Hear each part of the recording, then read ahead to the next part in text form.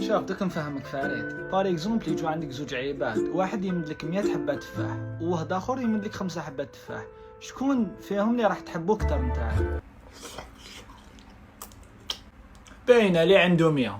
ايوه بصح وكان يقولوا لك باللي اللي يمد لك 100 حبه تفاحه عنده مليون حبه تفاح. مهبول هدايا مليون. واللي يمد لك 5 مسكين عنده غير 5 مد لك كاع واش عنده. انا شكون اللي راح تحب فيهم اكثر؟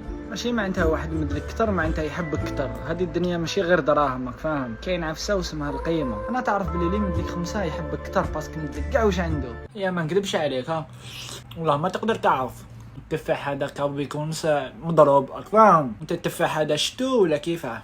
بصح واش راك اني نهضر لك على القيمه والصحبه والعفاف، واش راك تهضر؟ انا ندي 100 اقسم بالله. انت واش تدير؟ ما تقوليش تدي 5 كي البهلول. فريد صافي كان نوري لك القمر بيدي وانت تشوف لي فيه صبعي ياك. القمر انا الصباح خو واش راك تهضر؟ مهبول انت واقع. لك كيفاش غادي ناكلها كالحمار عليك؟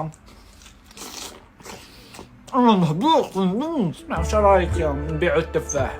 انت عليك الهربين وانا عليا السلعه. ولا هذا اللي مدلنا اللي عنده مليون هذا معرفه يمدلنا 100 وراك تعرف. يعني نهضر مع العيبه نرجعوا له دراهم بصح ماشي هكذاك بايتو. واش رايك؟